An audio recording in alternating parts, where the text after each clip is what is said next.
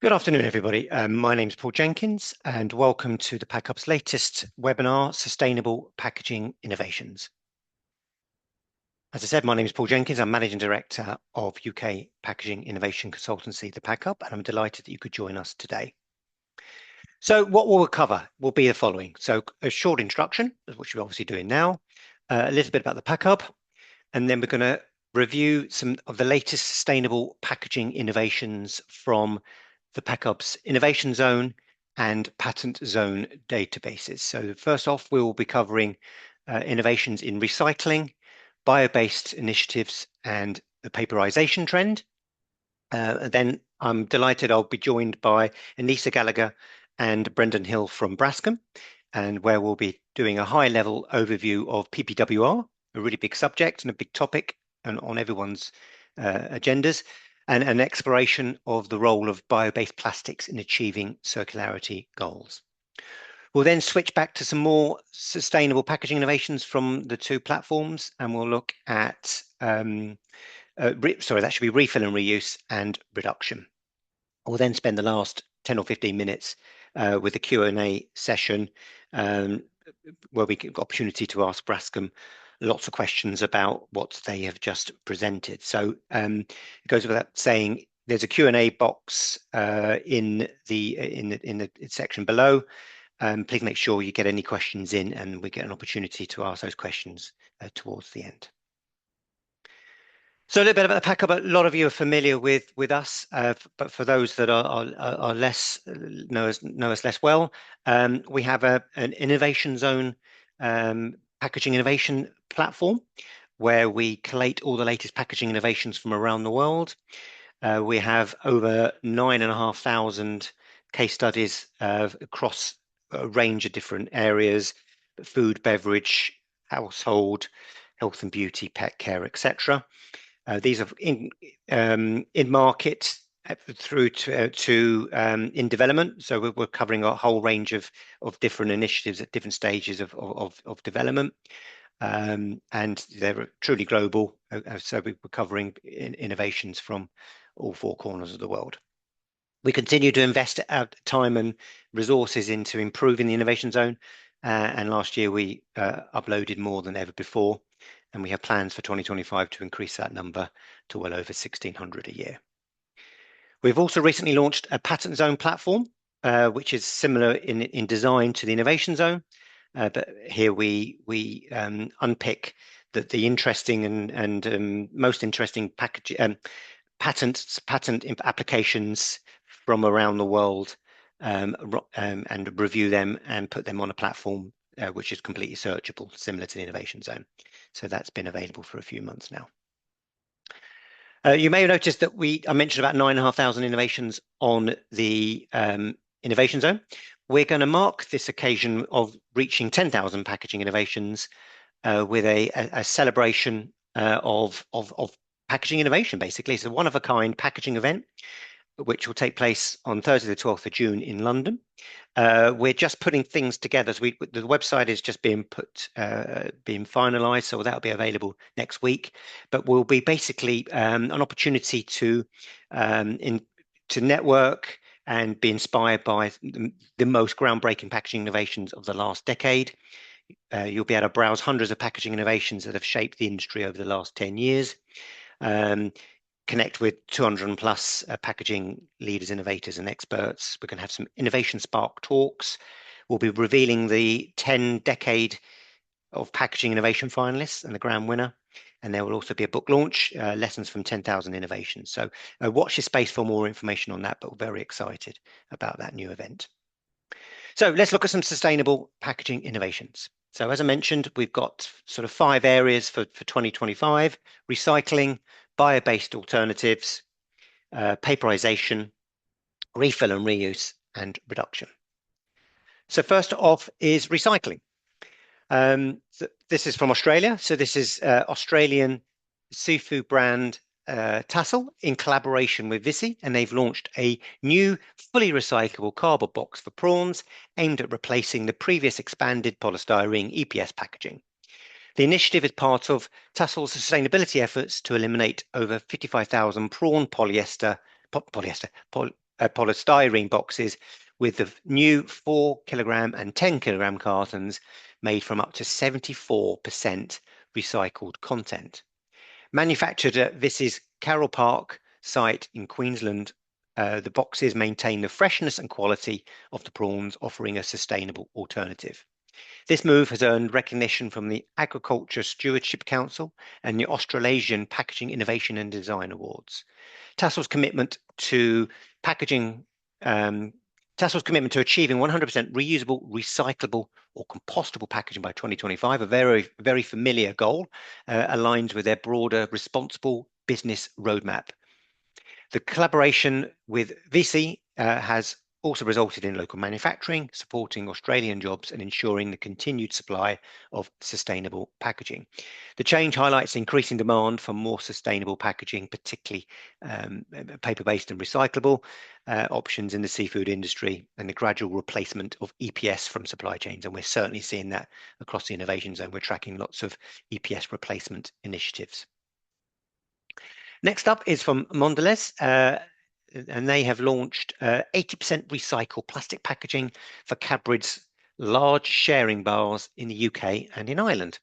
This packaging, made from ISCC Plus certified recycled plastic, will initially be used for approximately 300 million bars produced annually in Bourneville, England, and Culloch, Ireland, equated to 600 tons of post-consumer recycled plastic.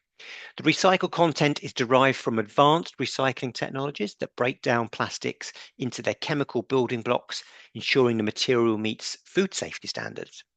The packaging uses the mass balance approach, familiar in this area, meaning the recycled content cannot be traced to individual wrappers, but is accounted for across production. Developed with partners Amcor and Jindal Films, the packaging incorporates Amcor's Amfinity recycled plastic. The wrappers prominently display the 80% recycled plastic, recycle me again message, which is quite interesting in itself. We're seeing loads more examples of packaging on front of pack, talking to consumers about packaging benefits, which we never used to see before. And the message also includes a QR code directing consumers to a platform explaining mass balance, which isn't an easy thing to do, and providing recycling resources. This initiative builds on Cadbury's earlier efforts, including the 2022 rollout of 30% recycled plastic wrappers for certain products. Here we switch to our patent zone, and here we have containers with structural color from Coca-Cola. So this new approach to PET bottle design is both visually striking and beneficial for the environment. So let's explore how it works and why it's really good for sustainable packaging. So what is structural color? Well, instead of using traditional printed labels, these PET bottles feature a color panel created using microstructures. These microstructures are precisely arranged to produce a vibrant color effect when light reflects off the surface. This means no dyes, inks, or adhesives, just smart design. How is the bottle made? Well, it's a blow molding process. The PET bottle starts as a plastic preform, which is heated and expanded inside a mold to achieve the final shape. A laser is used to create the microstructures on the bottle's outer surface, forming the structural color panel. Once the bottle is formed, it is filled with a carbonated beverage and prepared for distribution. So why does this matter? Well, it's got enhanced recyclability. Traditional labels can contaminate recycling streams, but with structural color, there's no need for labels or adhesives. This makes the bottle easier to recycle and reduces waste. It's as brands and consumers focus more on sustainable solutions, label-free designs align with industry goals for a more circular economy. And we've certainly seen some other in-market examples of label-free beverage initiatives. Another initiative from our patent zone platform. So we're diving into the beverage market again, a new recyclable bottle that moves away from traditional glass while maintaining strong sustainability credentials. This innovative bottle consists of a rigid outer shell and a flexible inner pocket that holds the liquid. The outer structure provides durability, while the flexible pocket ensures a sealed volume, helping to maintain the integrity of the contents. The bottle includes a cylindrical sleeve with a shoulder and neck at the top, mimicking traditional bottle shapes. It's sealed at the bottom with an embedded piece, while the neck holds the flexible, waterproof pocket inside. A tipple stopper is attached to the shell for a secure closure system. So that's the recycling initiative. That's 5 or 6 of the hundreds that we track, or thousands that we track, literally, on an annual basis. We're now going to move over to sort of bio packaging alternatives, and this is a very vibrant space with lots of new alternatives to oil based plastics being developed. So here we have Moldovan company Arcom Production, and they've developed a biodegradable packaging solution made from cotton and textile waste, providing a sustainable alternative to traditional plastic. Recognized at the 2024 Moldova Eco Energetica Gala, the innovation earned the company a $10,000 grant from the Global Clean Tech Innovation Program. This packaging is designed for various applications, from fresh produce to industrial uses, and is produced using a water-efficient system that collects condensation and rainwater, reducing environmental impact. The concept was born repurposing textile waste from Tiratex, addressing both plastic pollution and textile waste management. Each kilogram of plastic replaced by this biodegradable material is estimated to reduce 6 kilograms of CO2 emissions. However, despite its clear environmental benefits, the company faces challenges in securing investment to scale the project. The business sees international expansion and franchising as key to maximizing its impact. Next one is Wooler, who are familiar to the pages of the Innovation Zone. They've been marketing their wool solutions for a while now. It's an Estonian startup, and they've introduced a wool-covered rigid box designed for luxury packaging applications, including jewelry, watches, and cosmetics. This was unveiled at Paris Packaging Week, and the innovation replaces traditional thermoformed plastic inserts with wool, offering a sustainable alternative for product protection. The development follows customer demand for wool as material in formats beyond padded envelopes and sheets, which they've made their mark on. Next up, Pack is a company near Lake Naivasha, northwest of Nairobi in Kenya, and is grappling with invasive water hyacinths that threaten local livelihoods, particularly fishermen who face reduced fish populations and damaged equipment. Pack transforms the problematic water hyacinths into a biodegradable packaging addressing both ecological and plastic waste issues. Pack collaborates with local fishermen to harvest the hyacinths, which are dried on site before being transported to the company's facilities. The processed material is combined with binders and additives to create sustainable products. One of Pack's key innovations is biodegradable seeding bags, which decompose in the soil, enriching it with nutrients and reducing irrigation water requirements. Next up is one from our patent zone, and let's take a look at an innovative and sustainable packaging solution designed for shipping beverages like wine. This biodegradable and recyclable shipping container is made from pulp and features a 3-layer structure, an outer tray, an inner tray, and a middle layer filled with starch-based insulation pellets. The key benefit is its thermal insulation with an R value of 3 to 5, so it helps maintain the temperature of the contents, making it an ideal alternative to traditional foam-based packaging. And last up in this section, before we move over to Braskem, is paperisation, a big area, and we've seen lots and lots and lots of examples over the last 3 or 4 years. First up is Energizer. The global battery and lighting manufacturer has introduced a fully recyclable plastic-free packaging solution for its battery range, set to launch in the US first. The new paper-based design aims to improve both consumer convenience and retail efficiency while addressing sustainability concerns. And certainly switching from primarily plastic to paper is a very consumer-friendly activity. Consumers love it. The packaging features an easy-to-peel opening mechanism and compact storage boxes for consumer ease. Retailers will benefit from a slim profile design that increases shelf capacity, shelf-ready display trays that reduce restocking time, and improved merchandising visibility. Hartmann's Fiberwise offers a sustainable alternative to plastic trays, leveraging over 100 years of expertise in rough molded fiber technology.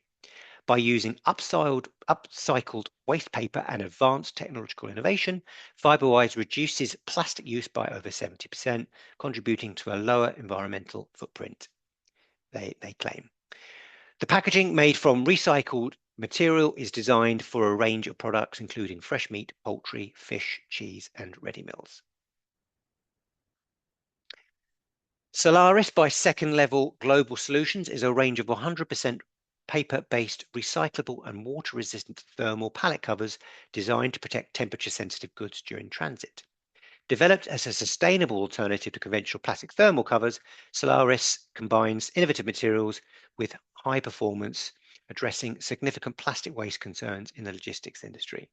Solaris is engineered using an advanced paper fusion technique with a white reflective coating for superior thermal insulation.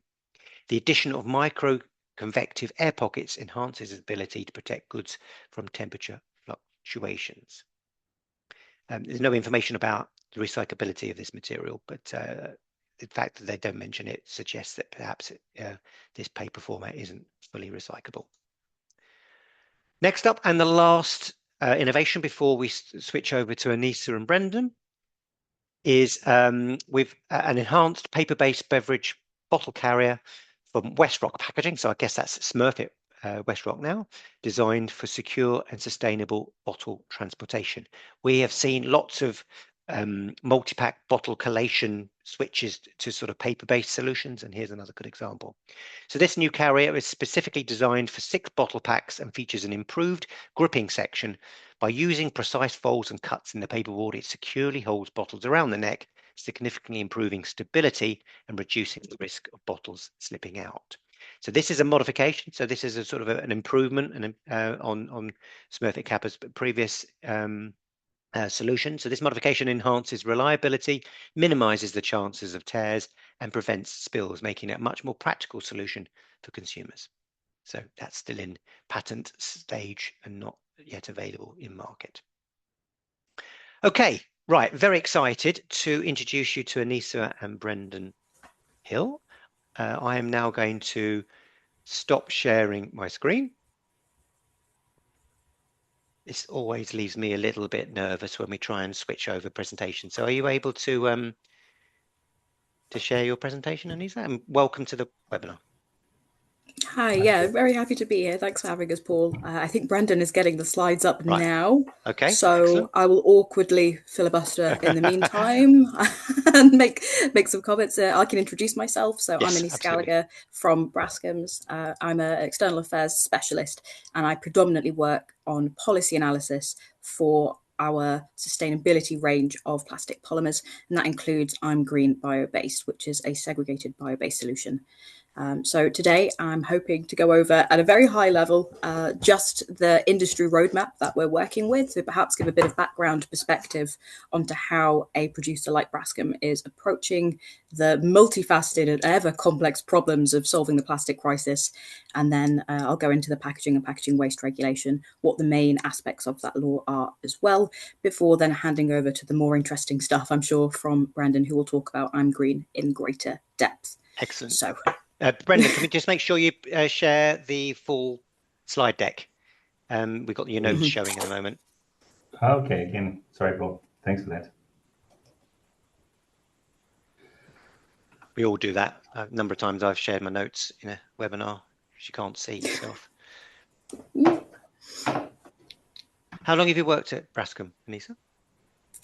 4 years almost. It'll be 4 years this summer. Okay. So I joined Braskem after my master's, fresh out of uni. Excellent. It's good to see young graduates joining the packaging industry straight from university. That's really good to see. Yeah. I can't say that I grew up wanting to work in plastic packaging. I didn't really foresee that for myself.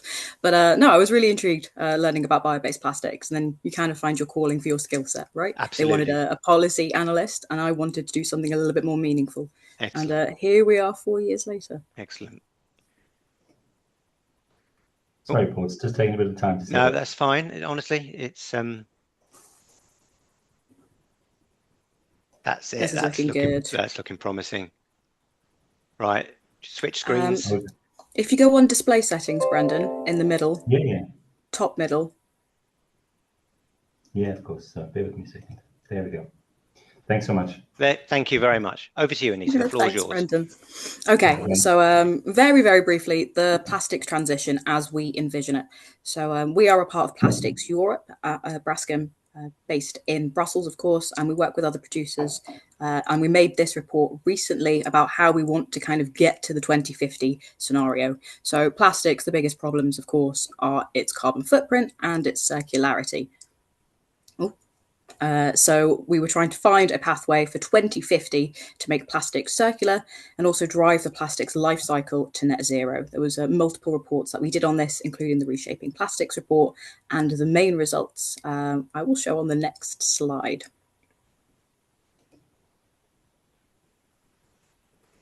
Okay, here we go. So our key takeaways, basically, reuse and reduction will be the biggest part, and there is no getting around that.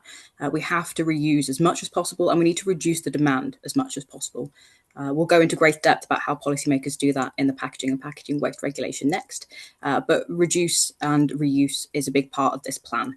The main other changes, of course, is expanding the amount of recycling, and this includes mechanical recycling and chemical recycling. This is hyper important that we're able to firstly improve mechanical recycling and then develop chemical recycling, and do so in a way where they do not cannibalize each other. So have almost a hierarchy of technology. Anything that can be mechanically recycled must be, and it's only when it cannot be mechanically recycled that it is chemically recycled to avoid incineration and landfill. This circularity is probably the biggest chunk, really, on us getting away from fossil plastics.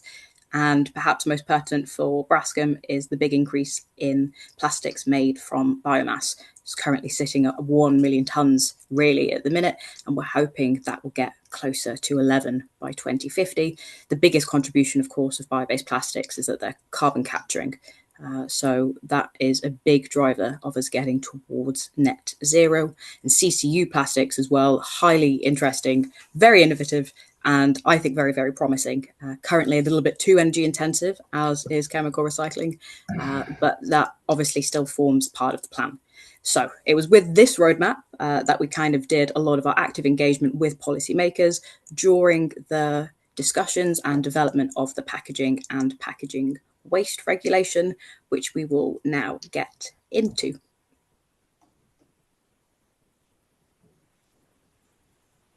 Here we go. So similar to kind of the roadmap, the aim of the packaging and packaging waste regulation, not obviously specifically for plastics, but in packaging in general, very similar. It's about getting to net zero, and it's about predominantly improving recycling and recycled content. It's all about circularity, really. This has now officially come into force. So this really is a brand new baby piece of legislation. It's only 9 days old as I'm presenting to you today. But it's probably one of the most progressive and impactful pieces of environment law that the EU has produced in quite a long time. Firstly, with it being a regulation, so a bit of kind of legal talk, a regulation means that it has to be adhered to word for word by all of the member countries of the European Union. Whereas different pieces of law, they're perhaps binding on the results. A regulation is you have to follow this down to the T. So it's quite prescriptive in that sense, as well as being very progressive and, if not challenging, on a lot of these aspects. The biggest one that most people will talk about is recycled content mandates. For plastic packaging, the majority of that will see 35% by 2030 and 65% by 2040. These are quite ambitious, but doable for sure.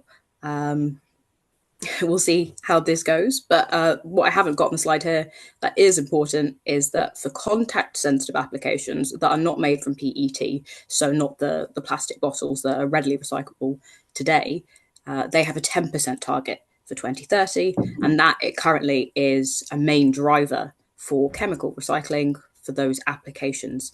So as it stands at the minute, mechanical recycled products could not be used in contact sensitive applications for the most part, that is, of course. But that 10% target will hopefully be a big driver then for chemical recycling as well. If not chemical recycling, then also bio-based. So for bio-based packaging, it's the first piece of law really that mentions bio-based packaging or bio-based plastics. There was a communication that was a few years ago on bio-based, biodegradable and compostable plastics that the EU released. But this is the first time that it's written down somewhere. Not only that, but it has a dedicated article as well, Article 8. It does need a little bit of work still. So the positive side for this sort of innovation is that bio-based plastics are recognised as a solution, that they are part of reaching a net zero circular economy, particularly for plastics. And we just need a sustainability criteria in order to do so. It's not sustainable just because it's bio-based. It has to be sourced in an ethical and environmentally friendly manner in order to get there. So we were really happy to see this as Braskem.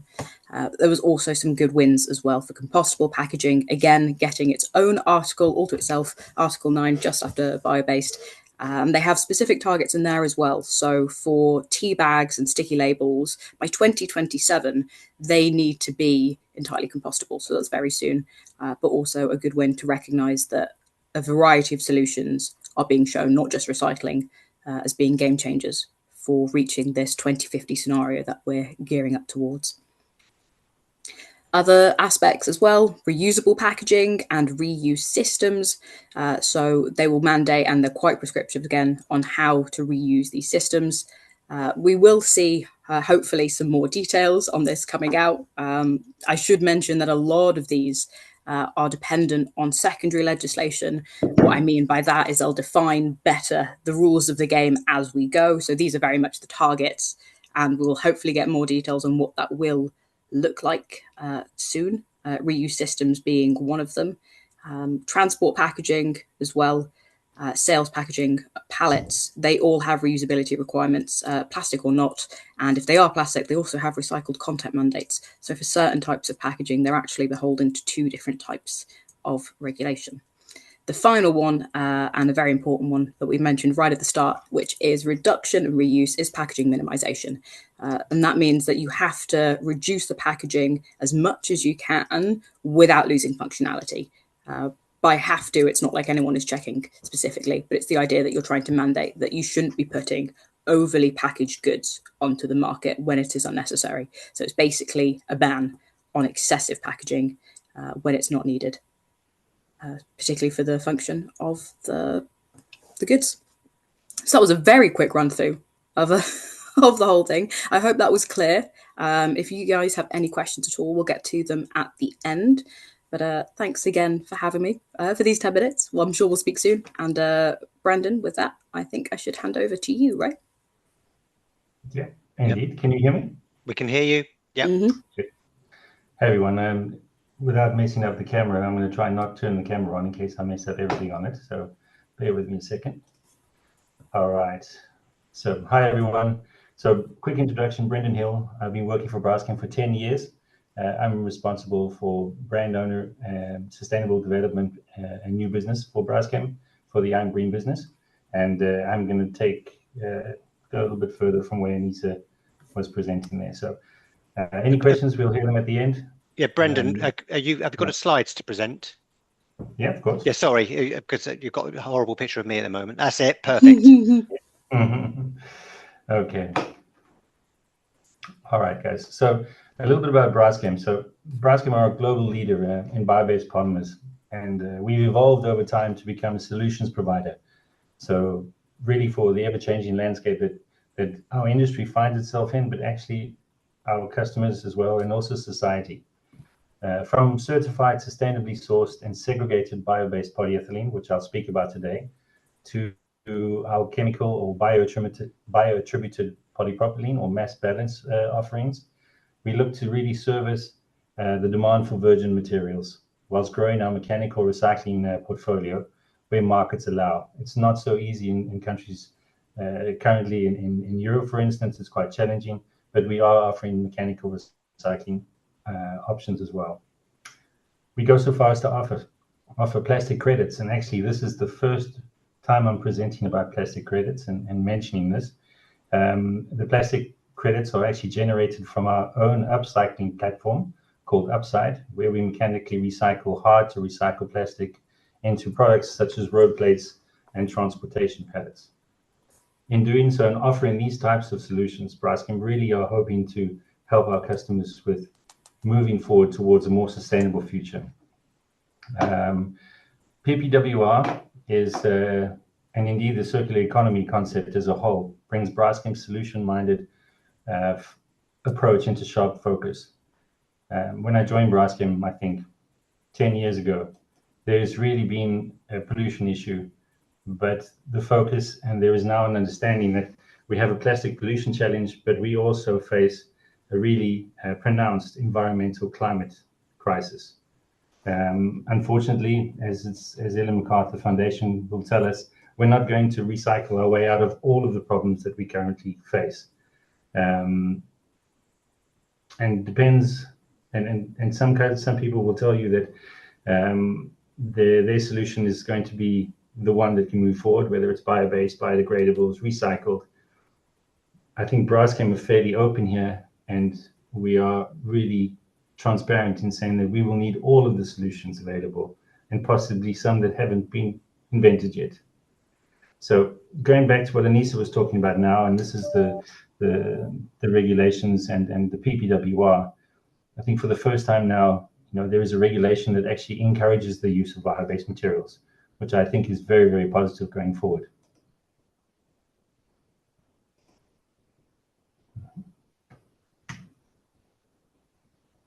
Is my slide changing, everyone?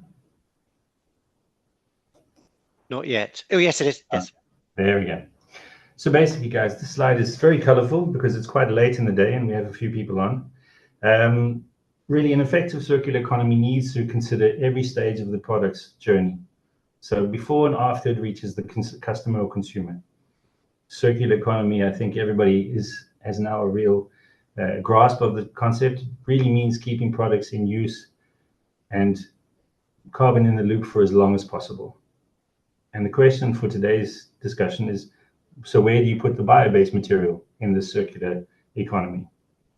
And if you remember one of the key takeaways from the Plastic Europe's roadmap that Anisa just presented, that even though there is some very, very positive news and optimistic forecasts for alternatives to fossil, so be it mechanical, chemical, or even the carbon capture technologies, we will still need vast amounts of virgin fossil material in 2050. So 35% of what we expect to still need in 2050 will still need to come from fossil. This is where we believe a bio-based material can really help. And just going back into the slide here, I think there's a lot of information, don't want to go through it all, but really when you adhere to the waste hierarchy, which is reduce, reuse, and recycle where possible, focus absolutely needs to target initial material selection.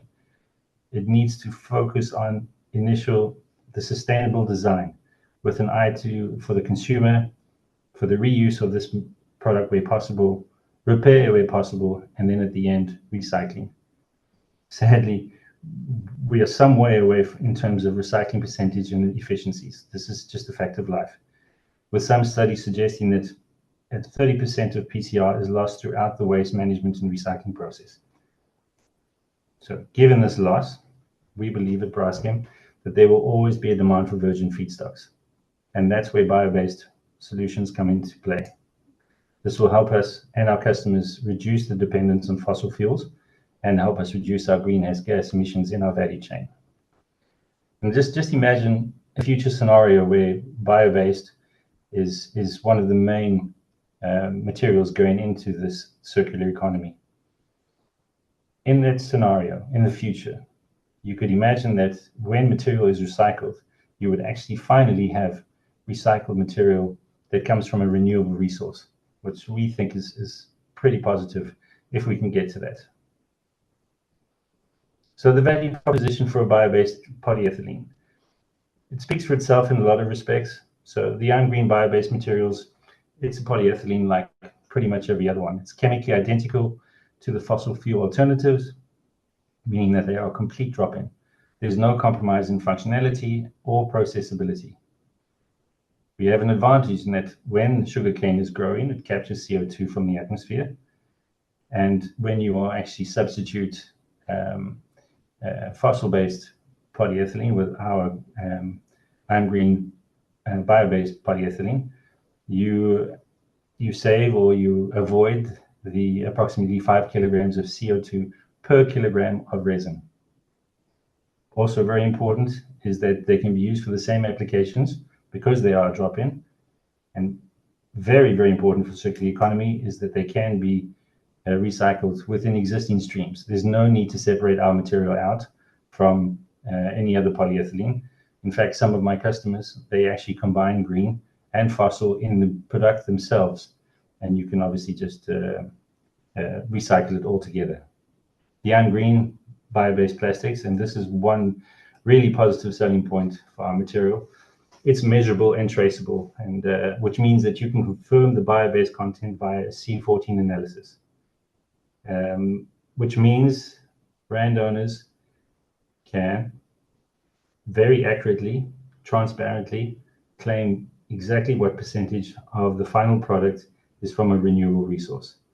This is challenging for mass balance options, obviously. In time, that tipping point will come, but right now, this is something that is really quite unique to Braskem and the offering that we have.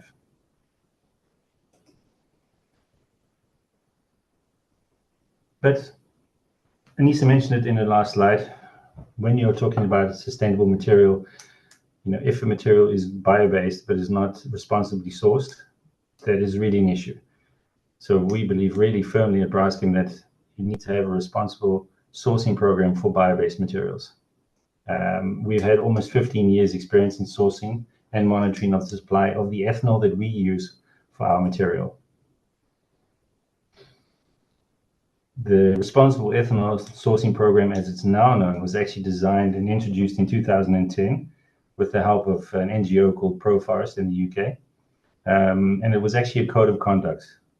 So it was more for our mills to adhere to this compliance pillar, if you will. But it's evolved over the years into a really well-structured, very important, relevant to Brazil reality, robust framework that covers the 4 key principles mentioned, which is human rights, environmental responsibility, quality, and ethical management. The first revision of this was in 2016, when we worked again with ProForest and key players in our value chain to really restructure the program.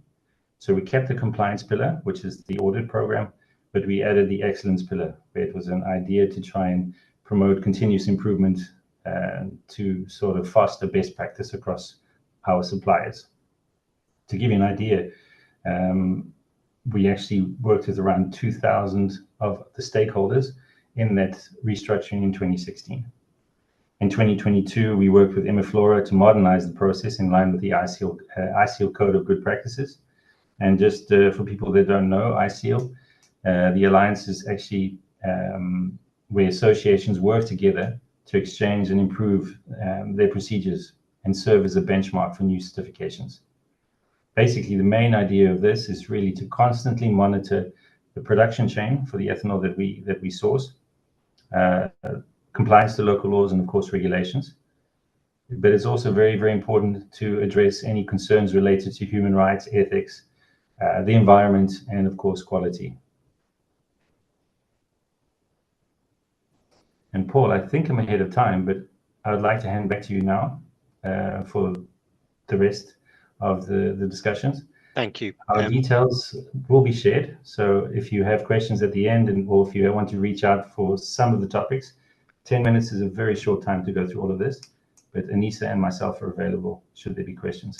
Excellent. We have lots of questions. So what we'll do is we'll try and cover as much as we can in the 10 minutes we have.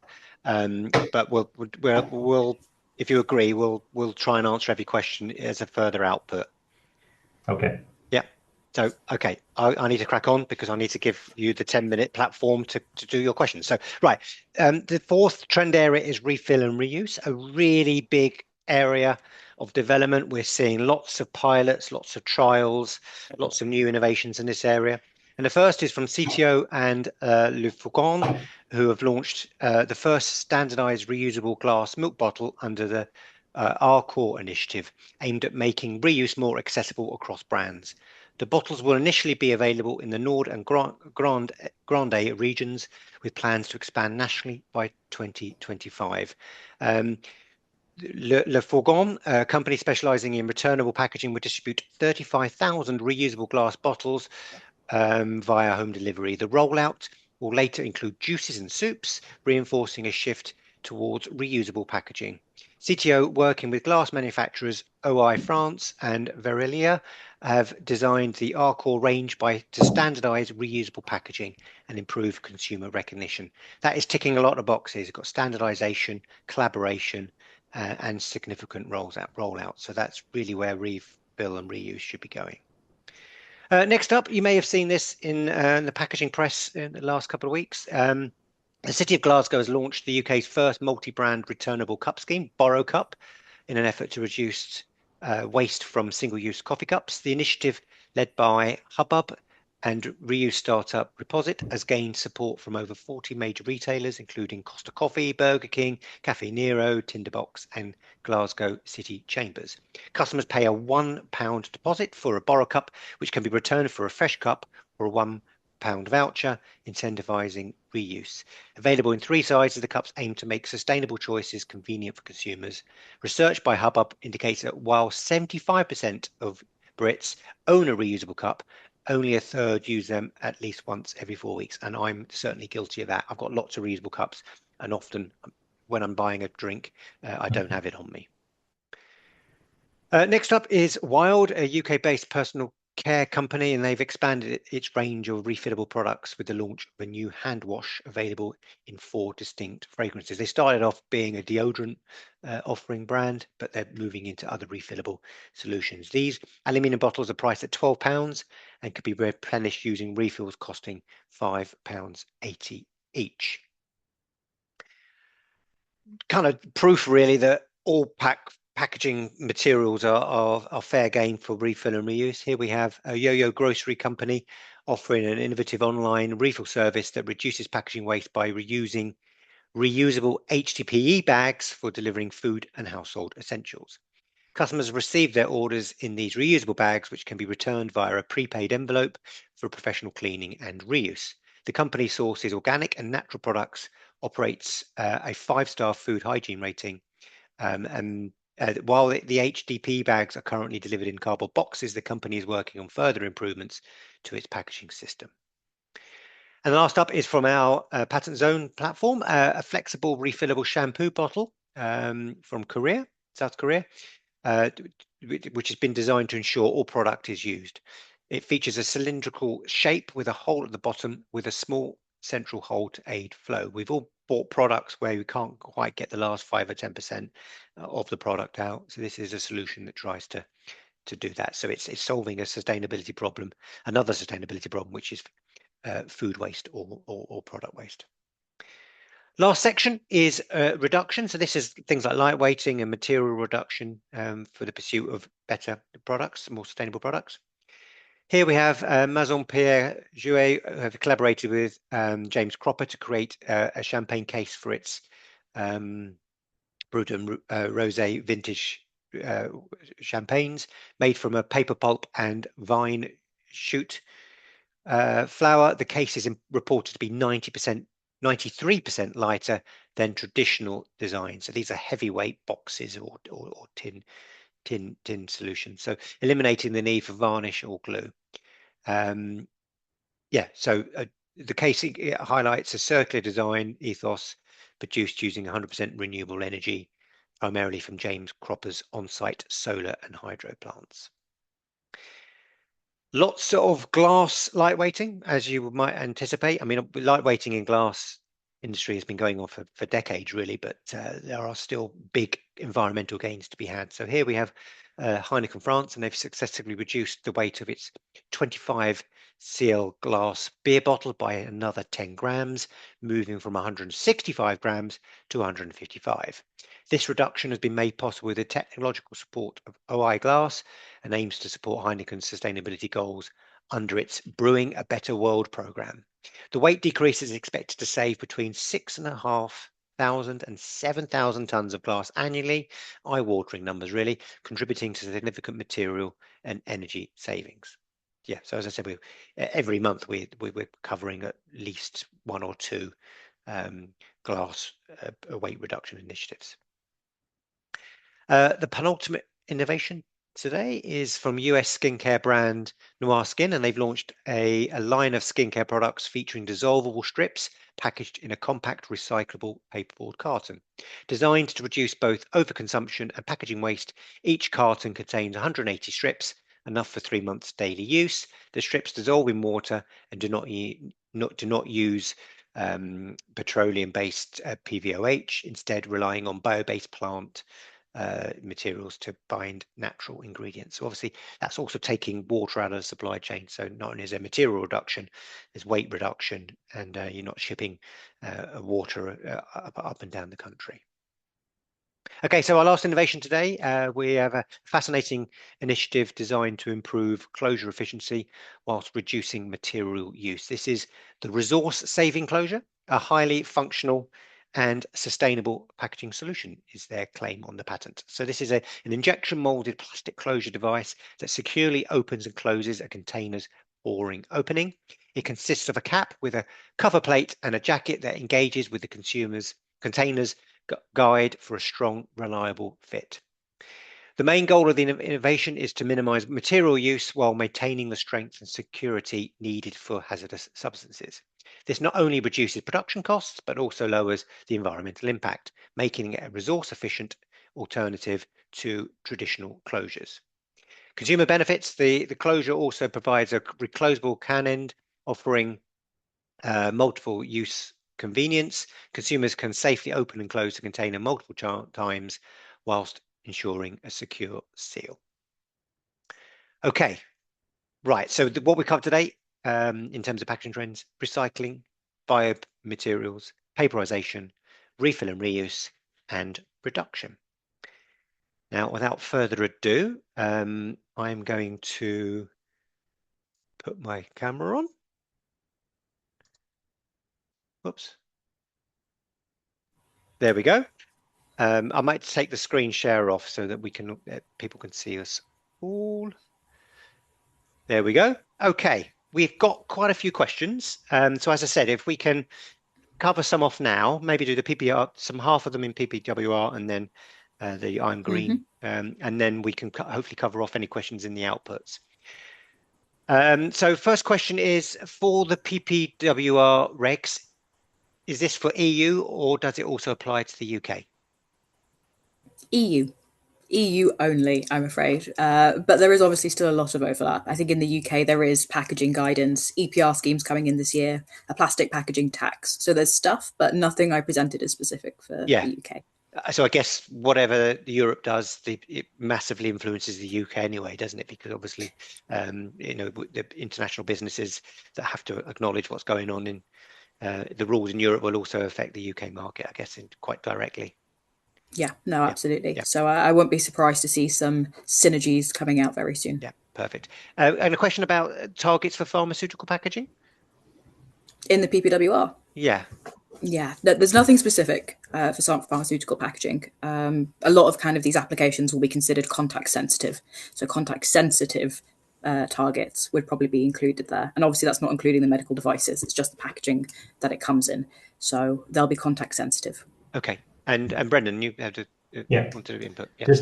Just to add to that, but we have seen a lot of activity in the pharmaceutical packaging with bio-based. Certainly, we've really seen an uptick in the last 18 months of real interest in switching from fossil-based to a bio-based material or an alternative material. So, excellent. Okay. Another question about PPWR. Are the recycled content targets for plastic covering all levels of packaging, i.e. primary, secondary, transport for both household and commercial industrial packaging? Easy question. Yes. Excellent. All three. Okay. Right. So it's a brilliant, an all-encompassing piece of legislation, isn't it? Yeah. So under the UK packaging EPR scheme, eco-modulation plans to classify biodegradable and compostable plastics as red, resulting in the highest fees or fines due to a lack of infrastructure. How does this approach encourage the use of these materials? That's quite a big question. Yeah. To be honest, it doesn't sound like it's encouraging these materials at all, right? Yeah. It's the exact opposite. And a lot of that does make sense. So particularly with the example that I gave about sticky labels, there is a clear use for compostable packaging, particularly if you can do that industrially, even better if you can do it at home compost for certain applications. Coffee cups and tea bags, we'd want to see those as compostables for sure. But it is an overarching problem that we don't have the infrastructure to biodegrade in particular. Compostable is also a little bit hit and miss. So in order to actually maximize the advantage of these solutions, you have to do a lot of legwork in order to get there. It's a lot of the reason why I'm green bio-based is recyclable.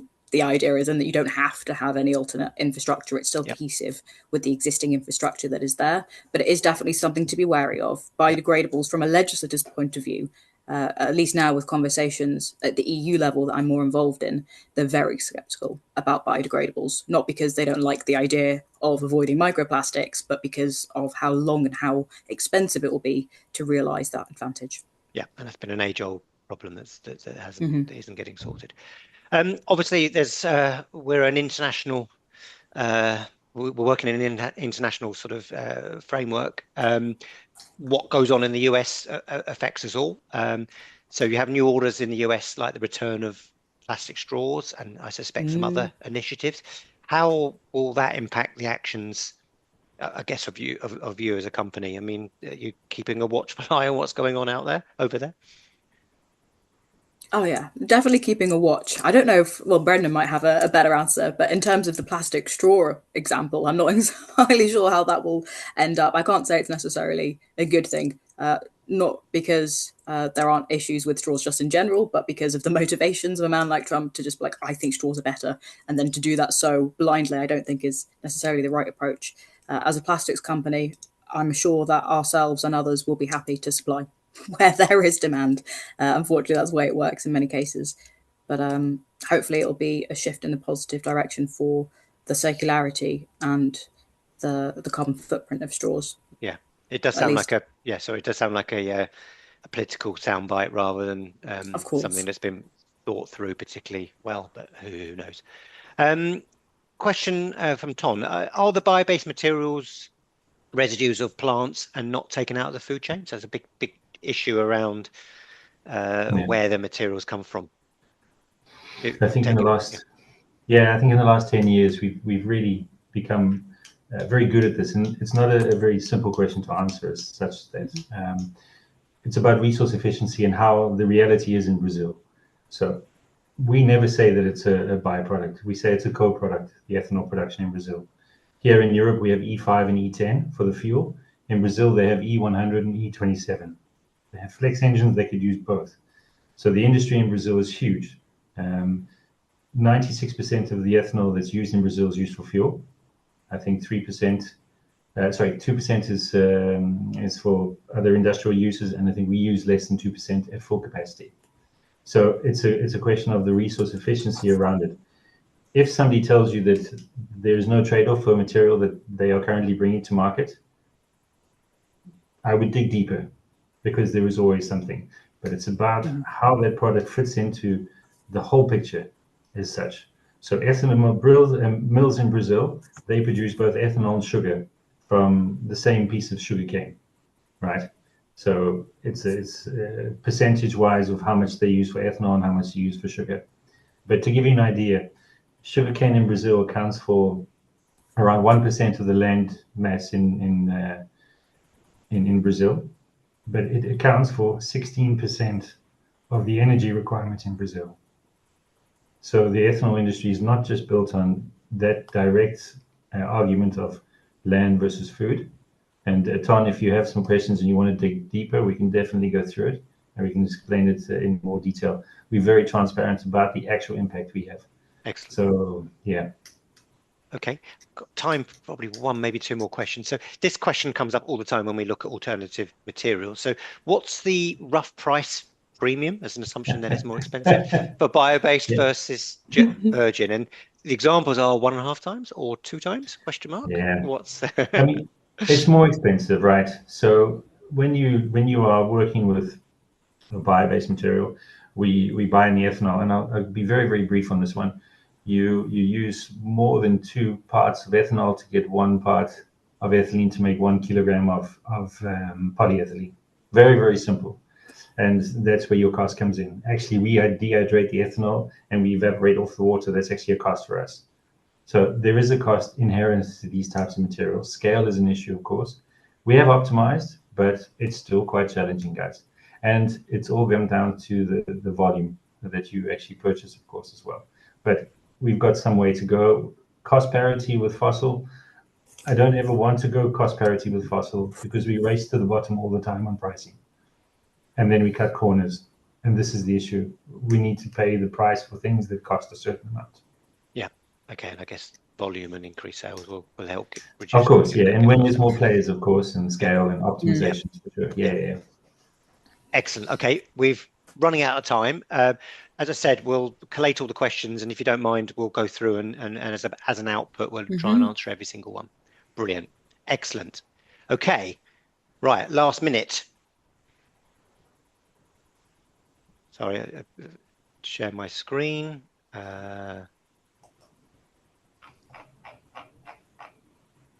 So thank you very much for everyone attending today's webinar. I found that extremely useful and interesting from Braskem.